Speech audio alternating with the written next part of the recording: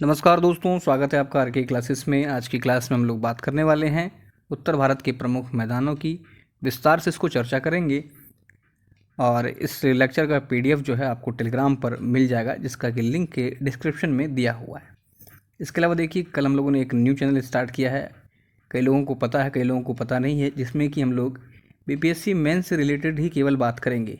क्योंकि कई सारे टॉपिक्स जो हैं अभी तक कवर हो चुके हैं, लेकिन कुछ दोस्तों को, कुछ भाइयों को, कुछ बहनों को वो टॉपिक्स मिलते नहीं हैं या उनका पीडीएफ नहीं मिल पाता है, क्योंकि वो काफ़ी पहले अपलोड किया गया था। तो इसलिए एक सेपरेट उनके लिए जो है फिर से एक उनको अपलोड कर दिया जाएगा और 1 बाय 1 टॉपिक जो है कवर होगा और पीडीएफ भी आपको मिलते जाएगा। तो अगर आपने उसे ज्वाइन नहीं किया है तो उसका भी लिंक जो है डिस्क्रिप्शन में दिया हुआ है, उसे आप ज्वाइन कर लें। फ़िलहाल पीटी तक तो उसमें वीडियोस का जो सिलसिला स्लो ही रहेगा, लेकिन जैसे ही पीटी समाप्त होती है जो फिर आपको लगातार कई सारे वीडियोस मिलते जाएंगे। स्लो रहेगा इसका मतलब ये नहीं कि उसमें नहीं आएगा वीडियो, बिल्कुल आएगा। तो उसे आप ज़रूर ज्वाइन कर दें, एक बार अपने दोस्तों के बीच शेयर कर दें। बाकी वीडियो को, कोई भी वीडियो उसे आप पूरा देखिए, सिर्फ पीडीएफ के चक्कर में मत रहिए।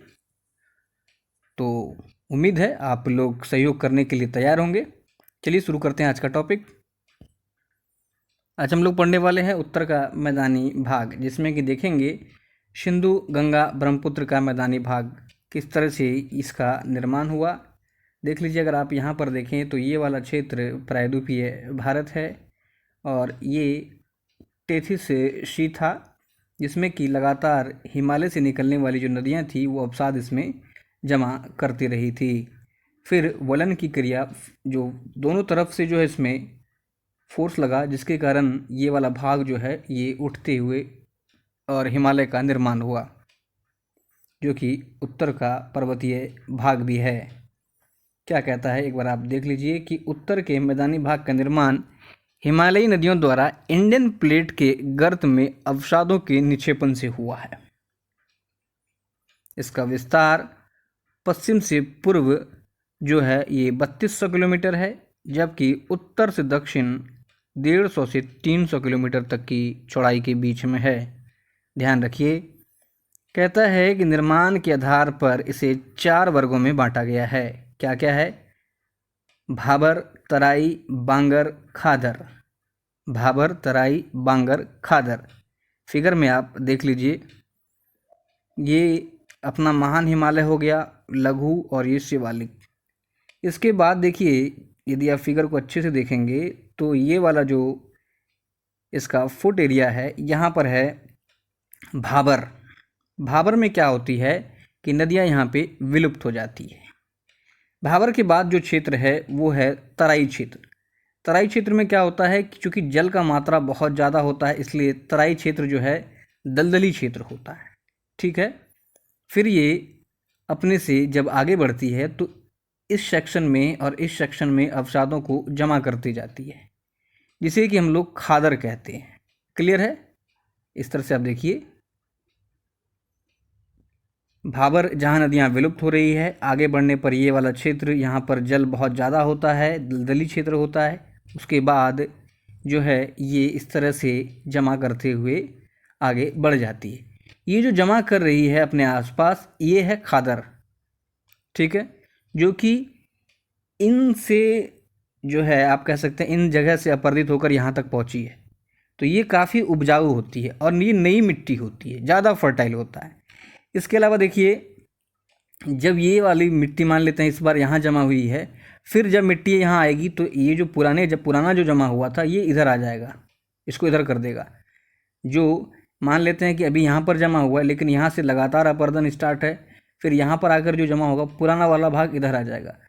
तो जो खादर है जब साइड हो जाता है, मतलब इन क्षेत्रों में आ जाता है, तो उसको कहते हैं बांगर। मतलब ध्यान रखिएगा, पुरानी मिट्टी को बांगर कहते हैं, नई मिट्टी को खादर कहते हैं। आगे देख लेते हैं, बात करेंगे उत्तर के मैदानी भाग का प्रादेशिक विभाजन। तो देखिए, यह कई भागों में बटा हुआ है। जैसे बात करें पंजाब का मैदानी भाग, राजस्थान का मैदानी भाग, गंगा का मैदानी भाग, असम या ब्रह्मपुत्र का मैदानी भाग। दोआब, देखिए दो नदियों के बीच का जो मैदानी भाग होता है उसे दोआब कहते हैं। दोआब से प्रश्न बन जाता है। पंजाब के मैदान की अगर बात करें तो देखिए यह है सिंधु नदी एवं पंचनद नदी, जो कि हम लोगों ने रिवर वाले चैप्टर में पढ़ा था। क्या क्या है? झेलम, चेनाब, रावी, व्यास, सतलुज। तो इतने नदियों से मिलकर जो है पंजाब का मैदान बना है। यहाँ पर देखिए ये इम्पॉर्टेंट है, अगर क्वेश्चन थोड़ा हार्ड होता है तो यहाँ से सवाल बन जाता है। जैसे देखिए ये रही सिंधु नदी और ये रहा अपना झेलम। तो ध्यान रखिए सिंधु और झेलम के बीच सिंध सागर दोआब है। क्लियर है? सिंधु और झेलम के बीच सिंध सागर दोआब, नाम से आप याद रख सकते हैं, सिंध सिंधु। आगे कहता है कि झेलम और चिनाब, यहाँ पर देखिए चिनाब नदी आपको दिख रहा होगा इस जगह पर। तो झेलम और चिनाब के बीच छाज दोआब है। क्लियर है? अब देखिए कि चिनाब और रावी के बीच रचना दोआब है। क्लियर है? रचना दोआब। फिर देखिए रावी और ब्यास के बीच में यहाँ पर बारी दोआब है, बारी दोआब। फिर व्यास और सतलज के बीच में बिस्ट दोआब है। अब देखिए इसे सवाल आपको पूछा गया है एग्जाम में। अगर आपसे सवाल पूछ ले कि बारी दोआब किन दो नदियों के बीच में स्थित है, तो ब से आपको रखना है ब्यास, र से रावी। क्लियर है? सवाल आपसे अगर पूछ ले कि बिस्ट दोआब किन दो नदियों के बीच में स्थित है, तो व से व्यास, सौ से यहाँ पर सतलज, ऐसे याद रख लीजिएगा आप आसानी से। सिंध सागर पूछ ले तो सिंध और झेलम के बीच।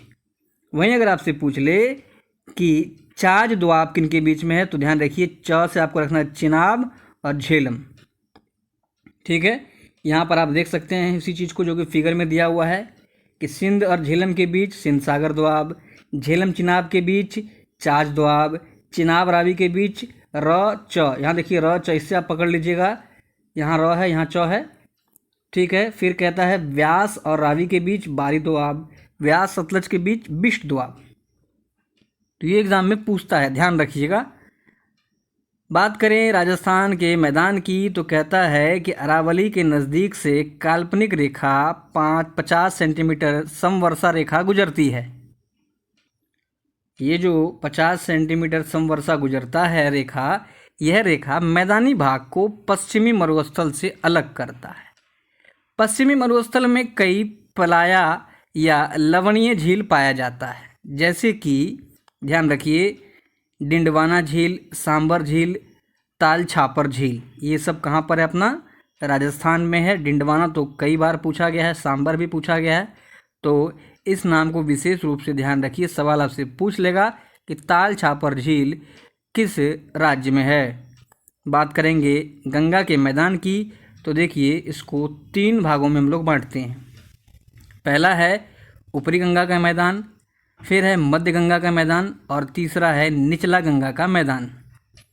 इसमें आप देख लीजिए, कहता है कि पश्चिमी उत्तर प्रदेश और तराई क्षेत्र के से लेकर जो है ये इसमें रेतीली मृदा है। गन्ना गेहूं मुख्य रूप से इसमें उगाया जाता है। मध्य गंगा के मैदान की बात करें तो अवध से लेकर के मगध तक है। यहाँ पर जो मृदा है उसे सिल्ट कहते हैं, बांगर क्षेत्र है और चावल के लिए और एवं कपास के लिए ये उपयुक्त क्षेत्र है। वहीं निचला गंगा के मैदान की बात करें तो पश्चिम बंगाल है। यहाँ की जो मिट्टी है वो दोमट और चिकनी होती है, खादर क्षेत्र है, जूट एवं चावल के लिए प्रमुख है। वैसे इसमें पूछने लायक एक भी इम्पोर्टेंट पॉइंट नहीं है, लेकिन फिर भी आप ध्यान में रखिए। बात करेंगे प्रायद्वीपीय पठार की, बहुत सारे प्रश्न यहाँ से बनते हैं। कहता है तीनों ओर जल से घिरा भूभाग, जिसको कि हम लोग प्रायद्वीप कहते हैं। भारत की सबसे बड़ी भौगोलिक इकाई जो है ये प्रायद्वीप पठार है, जो कि कुल क्षेत्रफल का 48% है। ध्यान रखिएगा, सवाल अगर आपसे पूछ ले कि प्रायद्वीप पठार भारत के कुल क्षेत्रफल का कितना है, 48%। प्रायद्वीपीय पठार गोंडवाना लैंड का भूभाग है। ध्यान रखिए, इसकी औसत ऊंचाई 600 से 900 मीटर है। इम्पॉर्टेंट है, ये पूछा गया है, ध्यान रखना है। नर्मदा नदी जो है प्रायद्वीपीय पठार को 2 भागों में विभाजित करती है। ध्यान रखिए। आगे कहता है कि प्रायद्वीप पठार की उत्तरतम पहाड़ी, ये देखिए, ये उत्तर, दक्षिण, पूरब, पश्चिम, तो उत्तरतम पहाड़ी जो है ये है रायसीना पहाड़ी, जो कि हमारी दिल्ली में है। बात करें पश्चिमी पहाड़ी की तो देखिए ये है गिर पहाड़ी, गुजरात में है। पूर्वोत्तम पहाड़ी की बात करें तो यह है राजमहल पहाड़ी, जिसका विस्तार झारखंड में है। और दक्षिणतम पहाड़ी की बात करें तो यह है कार्डामम, जिसे इलायची पहाड़ी भी कहते हैं, केरल में। क्लियर है, ध्यान रखिए। बात करेंगे अरावली की तो देखिए क्या कहता है कि अरावली विश्व की सबसे प्राचीनतम वलित पर्वत श्रेणी है। बहुत बार एग्जाम में पूछा गया है। अरावली जो है सबसे प्राचीनतम वलित पर्वत श्रेणी है, हिमालय से भी पुराना है। इसकी सबसे ऊंची चोटी माउंट आबू पर स्थित गुरु शिखर है।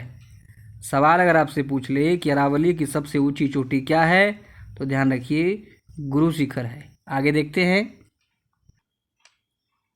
आगे कहता है कि अरावली एक अपशिष्ट पर्वत श्रृंखला का उदाहरण है।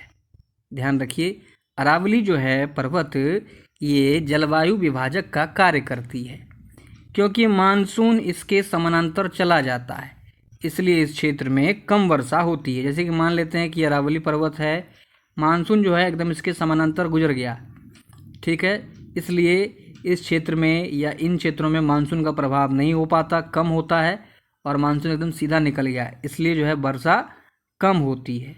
आगे देखिए, अरावली को राजस्थान में जरगा एवं हर्षनाथ के नाम से भी जाना जाता है।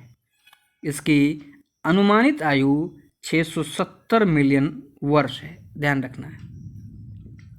बात करेंगे अब विंध्याचल श्रेणी की। कहता है कि विंध्याचल श्रेणी गुजरात से लेकर के बिहार के सासाराम तक फैला है, और ये कैसा है, तो ये ब्लॉक पर्वत श्रृंखला है। अब यहाँ पर देख लीजिए, विंध्याचल, भारनेर, कैमूर, पारसनाथ, ठीक है।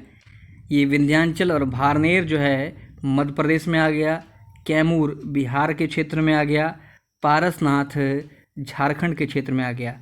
ये ध्यान रखिए कि यहाँ से देखिए अमरकंटक का ये पठार है, यहाँ से नदी जो निकल रही है नर्मदा नदी, और एक नदी ये है सोन नदी। आगे कहता है कि विंध्याचल पर्वत जो है ये उत्तर भारत को दक्षिण भारत से अलग करता है। इस चीज़ को ध्यान रखिए, बहुत बार ये सवाल पूछा गया। इस तरह से जब आप मैप बनाएंगे इस तरह से, तो यहाँ पर जो इस तरह से जो है विंध्याचल श्रेणी का विस्तार है मध्य प्रदेश से लेकर के बिहार तक। तो वही कह रहा है कि उत्तर भारत को दक्षिण भारत से अलग कौन सा श्रेणी करता है, विंध्याचल श्रेणी। आगे कहता है कि विंध्याचल की सबसे ऊंची चोटी मध्य प्रदेश में सद्भावना चोटी है। बहुत इंपॉर्टेंट है, ध्यान रखिए, पूछ सकता है आपसे कि विंध्याचल श्रेणी की सबसे ऊंची चोटी क्या है, सद्भावना चोटी। सवाल आपसे पूछ ले कि अरावली की सबसे ऊंची चोटी, तो ध्यान रखिए गुरु शिखर है, विंध्याचल की सद्भावना है। अब बात करेंगे सतपुड़ा की। देखिए सतपुड़ा जो है, सतपुड़ा श्रेणी जो है नर्मदा एवं ताप्ती के मध्य स्थित है। सतपुड़ा की पहाड़ी मध्य प्रदेश में फैली हुई है। देख लीजिए जैसे इसका विस्तार कैसे कैसे है, गिर पहाड़ी, राजपीपला पहाड़ी, गाविलगढ़ पहाड़ी, महादेव पहाड़ी, मैकाल पहाड़ी। तो इसमें हमें ध्यान रखना है मैकाल पहाड़ी को। और देखते हैं सतपुड़ा से महत्वपूर्ण फैक्ट क्या है। कहता है कि सतपुड़ा की सबसे ऊंची चोटी धूपगढ़ी है। मोस्ट इम्पॉर्टेंट सवाल आपसे पूछ ले कि सतपुड़ा की सबसे ऊंची चोटी कौन सी है, धूपगढ़ी। और ध्यान रखिए ये महादेव पर्वत पर है। राजपीपला की अगर बात करें तो ध्यान रखिए राजपीपला की पहाड़ी राजस्थान में है। सवाल आपसे पूछ सकता है कि राजपीपला पहाड़ी कहाँ पर है, राजस्थान में। और आजकल एग्जाम में देखिए इस तरह के ही सवाल आ रहे हैं, जिन्हें हम लोग कहते हैं कि टेढ़ा सवाल था, ठीक है। मैकाल की जो पहाड़ी है ये इसका विस्तार मध्य प्रदेश और छत्तीसगढ़ में है। मैकाल पहाड़ी की सर्वोच्च चोटी अमरकंटक है, ध्यान रखिए।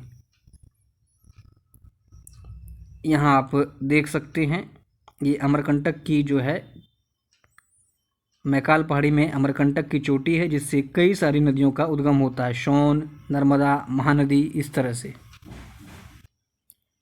यहाँ फिगर में आप देखिए, अभी हम लोगों ने पढ़ा था कि नर्मदा और ताप्ती के मध्य में जो है सतपुड़ा श्रेणी का विस्तार है। नर्मदा चूँकि अमरकंटक से निकल रहा है और यहीं पर देखिए बैतूल का पठार है जिससे कि हमारी ताप्ती नदी भी निकलती है। आगे देख लेते हैं। यहाँ पर देखिए ताप्ती नदी जो है निकल रही है बैतूल के पठार से। फिर यहाँ पर देखिए कलसूबाई सबसे ऊंची चोटी है। महाबलेश्वर, ये जो है 16 डिग्री उत्तरी अक्षांश, ये उत्तरी सह्याद्री को, ये भी हम लोग बात करें सह्याद्री की, मतलब पश्चिमी घाट की, 16 डिग्री अक्षांश जो है ये उत्तरी सह्याद्री एवं दक्षिणी सह्याद्री को बांट देता है। कुछ प्रमुख चोटी की अगर बात करें तो देखिए कलसूबाई उत्तरी सह्याद्री में है, महाबलेश्वर है। दक्षिणी सह्याद्री को अगर आप देखेंगे तो देख लीजिए कुंद्रेमुख है, ब्रह्मगिरी पहाड़ी है, नीलगिरी पर्वत है, अन्नामलाई है। इसके बाद छोटे छोटे पर्वत श्रेणी आप देख रहे हैं जिसे पालनी पहाड़ी, इलायची पहाड़ी आदि कहते हैं। इन सभी को भी हम लोग पढ़ने वाले हैं। बात करें पश्चिमी घाट की, जिसका फिगर अभी हम लोगों ने देखा, एक बार आप फिर से देख लीजिए क्या कहता है इसका विस्तार। गुजरात, महाराष्ट्र, गोवा, कर्नाटक, केरला, तमिलनाडु, इन राज्यों में पश्चिमी घाट का विस्तार है। यहाँ पर अगर आप देखेंगे तो देख लीजिए यहाँ से स्टार्ट हुआ है, ठीक है, और इन सभी राज्यों में ये फैला हुआ है। क्लियर है? आगे देख लेते हैं क्या कहता है। देखिए कि पश्चिमी घाट का विस्तार ताप्ती के मुहाने से लेकर के कन्याकुमारी, तमिलनाडु तक है और पश्चिमी घाट को सह्याद्री भी कहते हैं। 16 डिग्री उत्तरी अक्षांश पश्चिमी घाट को दो भागों में बांट देता है, उत्तरी सह्याद्री एवं दक्षिणी सह्याद्री। सवाल आपसे पूछ लेगा कि कितना डिग्री जो है ये पश्चिमी घाट को दो भागों में बांटता है, तो ध्यान रखिए। कहता है कि उत्तरी सह्याद्री की सबसे ऊंची चोटी कलसूबाई है जो कि महाराष्ट्र में है। ध्यान रखिए, सवाल दो तरीके से पूछ सकता है कि उत्तरी सह्याद्री की सबसे ऊंची चोटी कौन सी है, तो ये ध्यान रखिए कलसूबाई है। सवाल आपसे ऐसे भी पूछ सकता है कि कलसूबाई चोटी किस राज्य में है, तो ध्यान रखें महाराष्ट्र में है। इसके अलावा अगर बात करें दूसरी सबसे ऊंची चोटी तो ये महाबलेश्वर है, यह भी महाराष्ट्र में है। ध्यान रखिए, आपसे पूछ लेगा कि महाबलेश्वर की पहाड़ी कहाँ पर है, महाराष्ट्र में। मोस्ट इम्पॉर्टेंट बात तो ये है कि राष्ट्रीय मेघ अनुसंधान केंद्र महाबलेश्वर में ही है। ध्यान रखिएगा, सवाल आपसे पूछ सकता है कि राष्ट्रीय मेघ अनुसंधान केंद्र कहाँ पर है, महाबलेश्वर में। और महाबलेश्वर से कृष्णा नदी निकलती है, मोस्ट इम्पॉर्टेंट फैक्ट, ठीक है। कृष्णा नदी कहाँ से निकलती है, महाबलेश्वर से। कृष्णा नदी पर कई सारी परियोजनाएं भी हैं जिसको कि हम लोगों ने नदी वाले चैप्टर में देखा था। आगे कहता है कि दक्षिणी सह्याद्री की सबसे ऊंची चोटी कुंद्रेमुख है जो कि कर्नाटक में। अब देखिए ये सवाल कई बार पूछा गया, कुंद्रेमुख कहाँ पर है, कर्नाटक में। जबकि दूसरी सबसे ऊंची चोटी ब्रह्मगिरी है, यह भी कर्नाटक में। आपसे ये जरूर पूछ सकता है कि कुंद्रेमुख चोटी, ब्रह्मगिरी चोटी, ये सब कहाँ पर है, तो ध्यान रखिए कर्नाटक में है। आगे देखिए मोस्ट इम्पॉर्टेंट फैक्ट कि कुंद्रेमुख और बाबा बुदन की जो पहाड़ी है ये लौह अयस्क एवं कॉफ़ी के लिए जो है प्रसिद्ध है। और ब्रह्मगिरी पर्वत से कावेरी नदी का उद्गम होता है। सवाल अगर आपसे पूछ ले कि कावेरी नदी कहाँ से निकलती है, ब्रह्मगिरी पर्वत कर्नाटक से। कहता है कि पश्चिमी घाट में सर्वाधिक विविधता पाई जाती है। बात करेंगे नीलगिरी पर्वत की तो देखिए क्या कहता है कि नीलगिरी पहाड़ी पूर्वी घाट एवं पश्चिमी घाट का मिलन बिंदु है। इस वाले सेक्टर में अपना पूर्वी घाट है और ये वाला अपना जो है पश्चिमी घाट है। तो यहाँ पर जो है ये नीलगिरी है, ये जो है पूर्वी घाट एवं पश्चिमी घाट का मिलन बिंदु है। कहता है कि नीलगिरी की पहाड़ियाँ जैव विविधता के लिए प्रसिद्ध है, ठीक है। नीलगिरी पहाड़ी भारत का सबसे पहला जैव संरक्षित क्षेत्र है। मोस्ट इम्पॉर्टेंट ध्यान रखिए, भारत का पहला जैव संरक्षित क्षेत्र कौन सा है, तो नीलगिरी पहाड़ी। और यूनेस्को की सूची में सर्वप्रथम शामिल जैव आरक्षित क्षेत्र है जिसे कि 2001 में शामिल किया गया था। क्लियर है? आगे देखिए क्या कहता है कि नीलगिरी पहाड़ियाँ पर 1500 मीटर की ऊंचाई पर स्थित सदाबहार वर्षा वनों को सोलास वन कहा जाता है। ध्यान रखिए, सवाल अगर आपसे पूछ ले कि सोलास वन किसे कहते हैं, तो ध्यान रखिए नीलगिरी पहाड़ियों पर 1500 मीटर की अधिक ऊंचाई पर स्थित सदाबहार वर्षा वनों को सोलास कहते हैं। आगे कहता है कि नीलगिरी पहाड़ी का विस्तार सबसे ज़्यादा तमिलनाडु में है, उसके बाद केरल में है एवं कर्नाटक में। ये सवाल पूछा गया है, इसलिए ध्यान रखिएगा। इसकी सबसे ऊंची चोटी डोडा बेटा है, जो कि तमिलनाडु में है, और डोडा बेटा जो है ये दक्षिण भारत की दूसरी सबसे ऊंची चोटी भी है। तो ध्यान रखिए, सवाल आपसे पूछ सकता है कि नीलगिरी की सबसे ऊंची चोटी कौन सी है, डोडा बेटा। यह पूछ सकता है कि डोडा बेटा की चोटी कहाँ पर है, तमिलनाडु में। आगे कहता है कि नीलगिरी पर्वत का जो सब मुख्य भाग है, ज़्यादातर भाग तमिलनाडु में पड़ जाता है। उदक मंडलम या ऊटी जो हिल स्टेशन है, घूमने फिरने का जो जगह है, वो नीलगिरी पर्वत पर स्थित प्रमुख या प्रसिद्ध हिल स्टेशन है। टोडा जनजाति नीलगिरी पर्वत पर पाई जाती है। कई दफ़ा ये सवाल पूछा गया है कि टोडा जनजाति कहाँ निवास करती है। ध्यान रखिएगा, नीलगिरी पर्वत पर। क्लियर है। आगे कहता है कि साइलेंट वैली जो कि केरल में है, जैव विविधता के लिए प्रसिद्ध है। यहाँ पर अगर आप देखें तो ये रही अपनी नीलगिरी पर्वत। इसके दक्षिण में जब हम लोग आएंगे, यहाँ देख लीजिए आप मैप को एक बार अच्छे से, कि इसके नीलगिरी के दक्षिण में जब हम लोग आते हैं तो इस तरह से चट्टानों का विस्तार है। जैसे देखिए, ये है अन्नामलाई जो कि केरल और तमिलनाडु में फैला हुआ है। अन्नामलाई की अगर बात करें तो यहाँ पर एक पर्वत है जिसका नाम है अनायमुदी पहाड़ी, और ये दक्षिण भारत का सबसे ऊंचा चोटी है जो कि पश्चिमी घाट में पड़ता है। कई दफ़ा सवाल पूछा गया है कि दक्षिण भारत की सबसे ऊंची चोटी अनायमुदी पहाड़ी। दूसरा तो हम लोगों ने पढ़ लिया था, डोडा बेटा। फिर यहाँ पर आप देखिए, ये जो आप क्षेत्र देख रहे हैं ये है पालनी पहाड़ी। कहाँ पर है, तमिलनाडु में। और यहाँ जो हिल स्टेशन है कोडाईकनाल। सवाल आपसे पूछ लेगा कि कोडाईकनाल हिल स्टेशन जो है कहाँ पर स्थित है, तो देखिए तमिलनाडु में है। या अगर आपसे पहाड़ी पूछ ले तो पालनी पहाड़ी पर है। फिर उसके नीचे जब आप आइएगा तो यहाँ देखिए, ये जो आप क्षेत्र देख रहे हैं ये वाला है कार्डामम या इलायची पहाड़ी, जिसका विस्तार केरल एवं तमिलनाडु में है। और मोस्ट इम्पॉर्टेंट कि ये सबसे दक्षिणतम पहाड़ी है। यहाँ पर एक चोटी देख रहे हैं जिसका नाम है अगस्त्यमलाई। अगस्त्यमलाई जो है यह जैव संरक्षित क्षेत्र है। यहाँ से अपनी एक नदी निकल रही है, ताम्रपर्णी नदी। कौन सी नदी निकल रही है अगस्त्यमलाई से, ताम्रपर्णी नदी। और इसी पर पापनासम जो है परियोजना भी है। ध्यान रखिए कि ताम्रपर्णी नदी दक्षिण भारत की दक्षिणतम नदी भी है। क्लियर है, भारत की दक्षिणतम नदी पूछ ले तो ताम्रपर्णी नदी, ध्यान रखिए। कहता है कि पश्चिमी घाट के प्रमुख दर्रे। तो देखिए, ये है IBPS। तो ध्यान रखिए, इससे हमको याद रखना है TBPS। T से थालघाट, B से भोरघाट, P से पालघाट, S से सेनकोट्टा घाट। ये सवाल बहुत ही बार पूछा गया है उत्तर से दक्षिण के क्रम में। तो याद हम लोग कैसे रखेंगे, IBPS। तो I को हटा करके हमें सिर्फ यहाँ पर T ध्यान रखना है। ये क्रम में है, थालघाट, भोरघाट, पालघाट, सेनकोट्टा घाट। अब देखिए, थालघाट कहता है कि मुंबई एवं नासिक के मध्य है।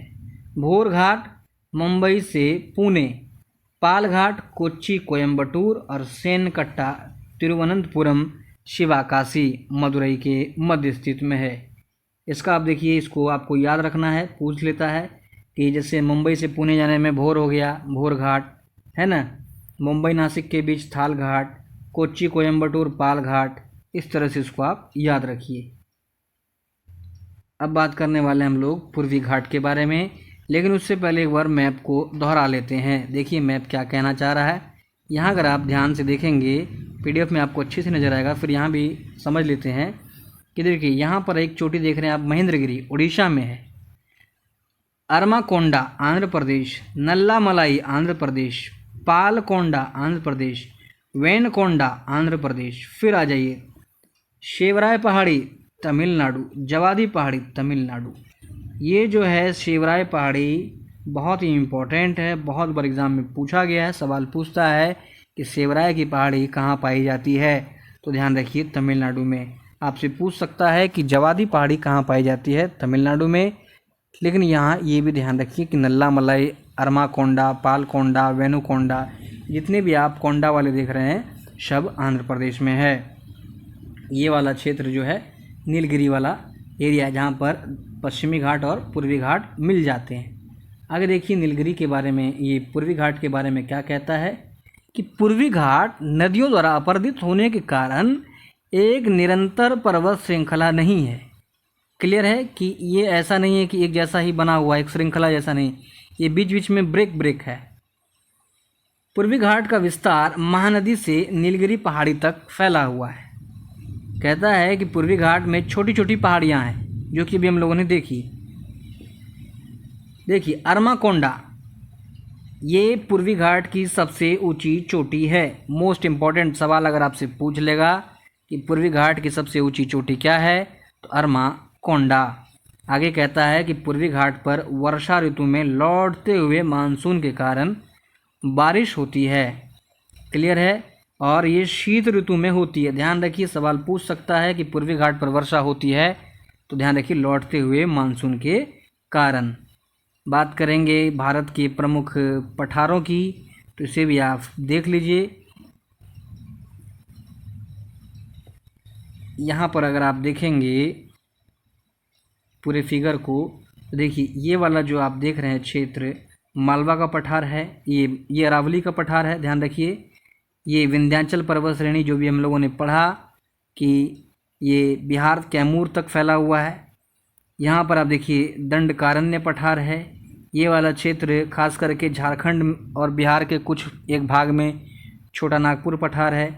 ये बघेल खंड का पठार, बुंदेलखंड, मेवाड़ पठार, और अंतिम में देखिएगा आप दक्कन का पठार है। तो पठारों से भी बहुत सारे प्रश्न बनते हैं। मैप उम्मीद है आपको क्लियर दिख रहा होगा। इतने ही पठार हमें पढ़ने हैं। आगे देख लेते हैं। मेवाड़ का पठार, मालवा का पठार, फिर देखिए छोटा नागपुर का पठार, फिर हमें शिलोंग मेघालय ये पठार पढ़ना है। और यहाँ पर हम लोग जानेंगे कि ज़्यादा वर्षा क्यों होती है, लेकिन ये वीडियो काफ़ी लंबा हो जाएगा, तो इसको हम लोग अगले लेक्चर में कर लेंगे। फ़िलहाल हम लोगों ने मैदान, पश्चिमी घाट, पूर्वी घाट को कंप्लीट कर लिया है। उम्मीद है कि आपने उसे अच्छे से समझा होगा। वीडियो अच्छा लगा तो ज़रूर लाइक शेयर करें।